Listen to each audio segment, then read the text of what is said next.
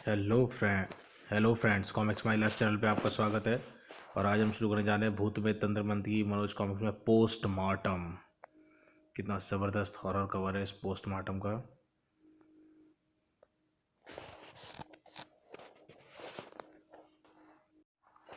Postmortem. दहेज के लालची कुत्तों होशियार, हम तुम्हारा पोस्टमार्टम करने आ गए हैं। हा हा हा। पोस्टमार्टम। हा हा हा हा हा हा हा हा। पोस्टमार्टम। विक्रम सिन्हा अपने ड्राइंग रूम में टहल रहा था। हाँ हाँ हाँ, कितनी आसानी से कंचन की हत्या को दुर्घटना साबित कर दिया। वास्तव में पैसे में बहुत ताकत होती है। तभी इतनी रात हो गई और आप अभी तक टहल रहे हैं। चलिए सो जाइए। हैं कंचन तुम? लेकिन अगली पल भय से चीख उठा, नहीं कंचन तुम नहीं हो सकती, कंचन तो मर चुकी है। ही, क्या सच? तभी ठाक आ। अरे बाप रे, डंडा मारकर हंस रहा है। हा हा हा हा। भय से पीछे हटता हुआ खिड़की के पास पहुंचा। अगली पल पर्दे ने एक आकृति का रूप लिया और अगली पल उफ तड़ाक उछलकर फर्श पर आ गिरा। धम। आहा आहा आहा। लेकिन भय ने विक्रम जैसे एक नई शक्ति भरती दी। फुर्ती से उठकर दरवाजे की तरफ भागा। बचाओ भूत। हा हा हा हा।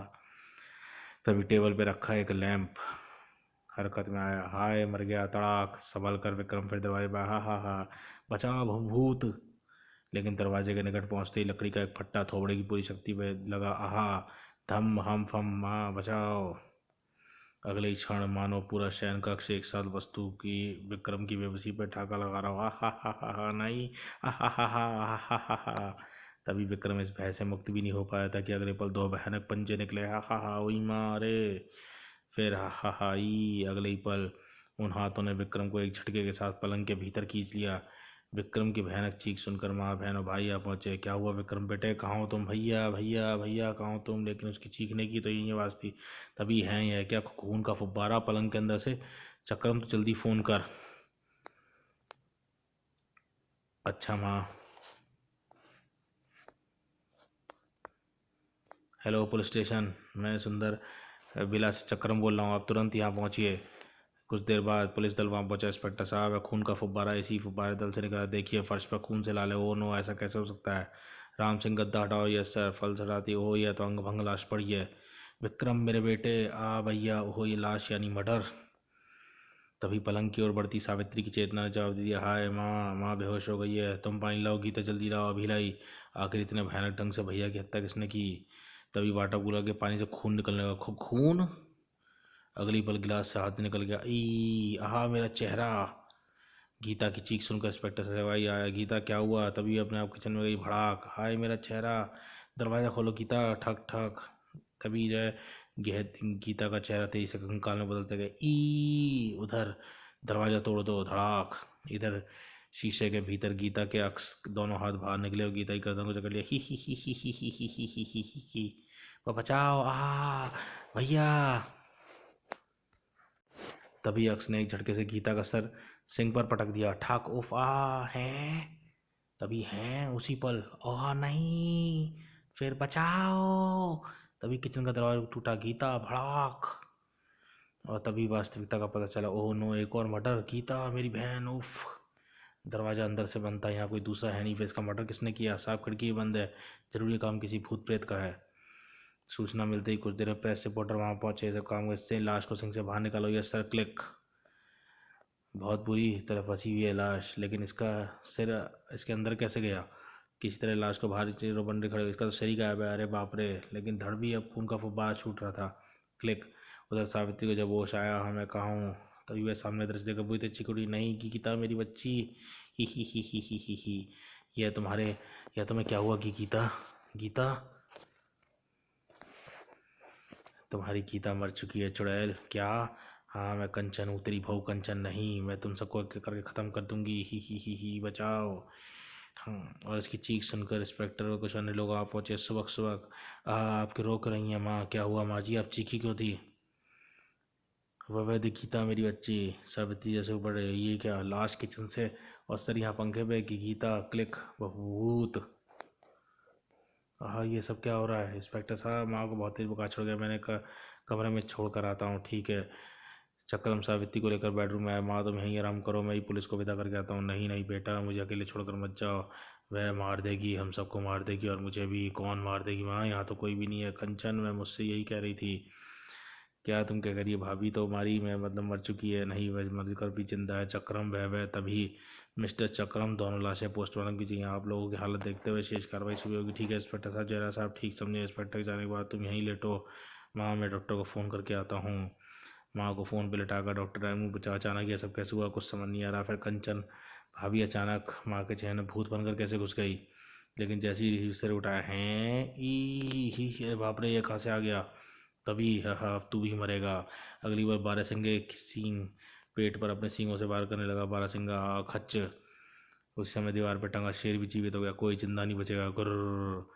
दूसरे ही पल बारहसिंगा का सिर भी उस पर चपट। गुर्र गुर्र बचाओ। फिर कमरे में मौजूद हर वस्तु का तांडव शुरू हो गया। संभलने का अवसर नहीं मिला। खच्चाई तड़ाक, ओ ही कचाक, हाय माँ, छन्न छनाक, ओ माँ हाय। बेजान वस्तुएं किस जीवित हो गई और ये मुझे किस बात की सजा दे रही हैं? तभी अचानक ठाका लगाती हुई वस्तु चक्रम पर टूटी। हा कड़ाक आई और वह वस्तुओं का तांडव खत्म हुआ तो टैंक रूप का दृश्य बड़ा रोमांचक था। सरकटी लाश, खून ही खून।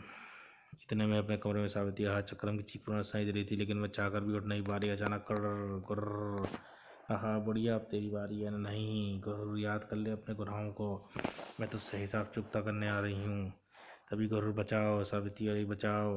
पलंग एक पाया हरकत में आया और जैसे अंधे पड़ी। अर्र आहा हुआ धप। यही तू बच नहीं सकती बुढ़िया डहन। तभी बिच्छू पानी की बौछार की तरह सावित्री पर गिरने लगा। नहीं आ फर आई बचाओ, ही। अचानक बिच्छू गायब हो गए और मुसीबत दरवाजे सावित्री की ओर बढ़ी। हाँ हम ही तुझ मुझसे ही तूने कंचन का इससे ही तूने कंचन का सिर फोड़ा था ना चुड़ैल? नहीं मेरी जान बख्श दो। लेकिन डंडे को उस बजरा भी दिया नहीं है। तुझे बख्शूंगी तो मुझे कैसे शांति मिलेगी चुड़ैल? ठाक हाय कोई मुझे बचाओ। तभी डंडा गायब हुआ। तो मिट्टी का तेल अब तेरा अंत निकट है बुढ़िया। मैं जलकर नहीं मरना चाहती। नहीं वाह, खुद जलकर मरना नहीं चाहती, लेकिन किसी को जलाकर मार जरूर सकती हो तुम। बचाओ, उफ हाय मुझे माफ़ कर दो कंचन बेटी। सावित्री को जलाते जलाते आखिरकार आग भी थक गई। लेकिन खुद समाप्त होते होते वे अपने काम पूरा कर गई। सावित्री के प्राण पकड़ हो गए। उसी रात लगभग 4 बजे डॉक्टर कसाना मुर्दा घर से अपने घर के लिए रवाना हुआ। आज तो बुरी तरह थक गया हूँ। साहब इतनी रात को तक आप क्या पोस्टमार्टम ही कर रहे थे? हाँ, कुछ दिन पहले विक्रम सिन्हा की पत्नी जलकर मरी थी। आज विक्रम तथा उसकी बहन ही मर गई। उसकी लाशों का पोस्टमार्टम करने में इतनी देर हो गई। कुछ देर बाद शंकर गाड़ी गैरेज में खड़ी कर देना, शाम को घर से बाहर नहीं निकलूंगा। जी साहब। बेचारा विक्रम पत्नी को जलाकर मारने के जुर्म में तो बच गया, लेकिन स्वयं उस अज्ञात कातिल से नहीं बच पाया। परंतु अपने ड्राइंग रूम में कदम रखती ही पैर फूटते जगह, ओ नो। अगली पल, हाय बबलू मेरे बेटे, हाय मेरे लाल, किसने इसको ऐसी भयानक मौत दी? तभी मैंने किया इन सब का पोस्टमार्टम। अब तेरा भी यही हाल करूंगी डॉक्टर। हा हा हा हा हा। रश्मि तुम? रश्मि डॉक्टर की पत्नी थी। मैं तेरी पत्नी रश्मि नहीं, कंचन हूँ कमीने। वह कंचन जिसके पति विक्रम से रिश्वत लेकर तूने पुलिस को पोस्टमार्टम की झूठी रिपोर्ट दी थी, उन सबको मैंने ख़त्म कर दिया। अब तेरी बारी यहाँ आना। नहीं। अगले क्षण दस्युवार भी था।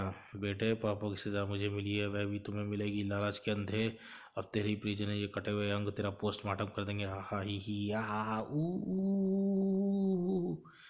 डैडी तुम्हारी वजह से हम सब की है गत हुई है। मैं तुझे जिंदा जिंदा नहीं छोड़ूंगी। बेटी तू भी हम लोगों के पास आ जा। हुई नहीं बेटे। ई आ डैडी आपकी वजह से ही हमारी हालत हुई, आपको दंड रोग को मिलेगा। हा हा हा हा हा। तभी डॉक्टर कसाना के परिवार के सारे कटे कटे अंग उससे जा चिपटे। नहीं उफाए बचाओ, ही। कुछ देर बाद कक्ष का दृश्य था बड़ी भयंकर, जब डॉक्टर कसाना की राइटिंग में टेबल पर हाथ पर कुछ लिखने लगा। और तभी दावरी दफ्ती जब पुलिस वहां पहुंची, वो इस कागज पे बयान लिखा हुआ। कागज में लिखा, डॉक्टर कसाना विक्रम सेना परिवार को खत्म करने वाली मैं हूँ, यानी कंचन विक्रम सेना तथा उसकी माँ सावित्री देवी।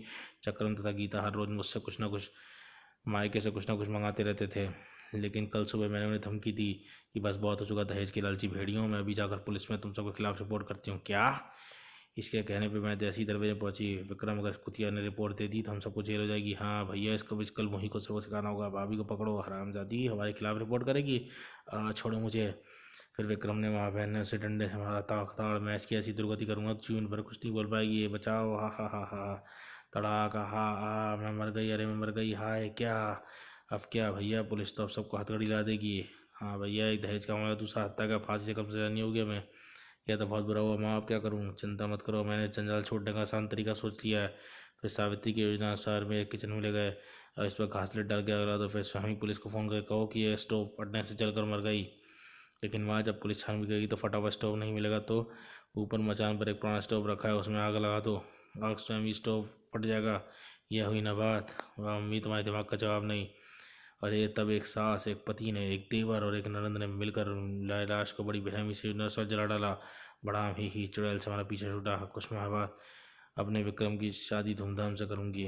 अब तू जा, पुलिस को फ़ोन कर दे। ठीक है माँ। पुलिस आई तब थी, हम लाश ले जा रहे, पोस्टमार्टम होने के बाद शाम को आ जाएगा। ठीक है इंस्पेक्टर साहब, पोस्टमार्टम होगा। पुलिस के जाने के बाद हमारी गड़बड़ हो गई, लाश का पोस्टमार्टम होगा। डॉक्टर इस बात को जाएगा कंचन को पहले मारा गया फिर जलाई गई। अरे इस तरफ तक तो मैं ध्यान ही नहीं गया। तभी तो बेचारा मौत की परेशानी। अब क्या होगा भैया? होगा क्या? हम सब पकड़े जाएंगे, फांसी पर लट जाएंगे। अरे शरीर शुभ बोल पगली, कुछ ना कुछ करना होगा। ठहरो ये सब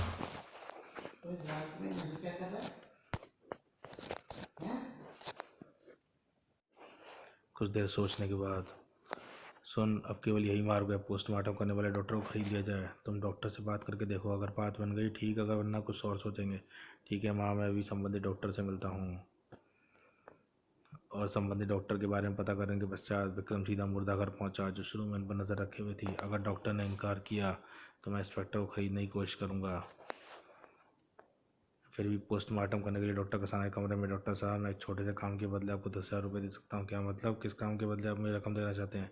एक बार आप कंचन नामक औरत जली हुई लाश आई होगी, मैं चाहता हूँ आप उसकी पोस्टमार्टम रूप में लिखें कि वह स्टोव से जलकर मर गया। ओह, सारा मामला समझ कर। सुनिए मिस्टर विक्रम, यह कत्ल का मामला है, 10,000 से नहीं 50,000 से बढ़ सकता है। मंजूर है तो बोलो 50,000।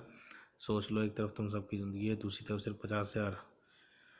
और फिर मजबूरी में विक्रम सिन्हा ने डॉक्टर कसाना को 50,000 रुपये देकर उससे अपनी मनचाही रिपोर्ट लिखवा ली और शाम को मेरा शरीर उसका अंतिम संस्कार कर दिया गया।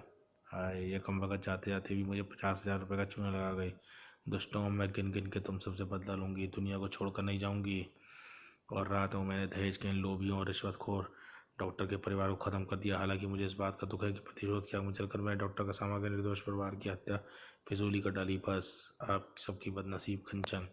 पूरा पत्र पढ़ने के बाद मुझे तो पहले ही शक था कि यह किसी आत्मा का चक्कर है। कि क्या हैं? अरे बाप रे, भूत! इंस्पेक्टर साहब, उस कागज पर लिखा बयान, लाशों के फोटो अखबार में छप देना, साथ ही छपवाना कि दहेज के लालची भेड़ियों ने जब भी बहुओं को जलाना नहीं छोड़ा है तो मरने के बाद मेरी जैसी और बहुओं की आत्मा के रूप में पूरी परिवार को ख़त्म कर डालेंगे। चिंता मत करो कंचन बहन, मैं तुम्हारा यह पूरा बयान पूरे देश के तमाम अखबारों में छपवाऊँगा। फिर दूसरे दिन पूरा बयान अखबारों में प्रकाशित हुआ, जिसमें फ़ोटो देखकर बयान वही से उठा। बहुत बुरी मौत मारा है सबको। बाप रे, दहेज मांगने वालों का इतना भयानक अंजाम! हे भगवान, बहू की आत्मा ने इंतकाम ले लिया। इसका अनुकूल प्रभाव पड़ा लोगों के माथाओं पे। तो नहीं भाई साहब, शादी में दहेज वहेज कुछ नहीं चाहिए। हाँ, हमें तो सिर्फ एक साड़ी बहू चाहिए। हाँ कंचन, तुम धन्य हो। उधर हम, मुझे शांति मिली, अब दुनिया से अपनी दुनिया में चलूँ। प्यारे बच्चों, ये कहानी आपको भी और भी और पूरे परिवार को ये शिक्षा देती है, लालच किसी वस्तु का नहीं करना चाहिए। समाप्त। दोस्तों, कैसी लगी आपको कॉमिक्स? तो अगर आपको बढ़िया लगी हो, कॉमिक माई लाइफ चैनल को सब्सक्राइब कीजिए, शेयर कीजिए और लाइक कीजिए। ओके, धन्यवाद।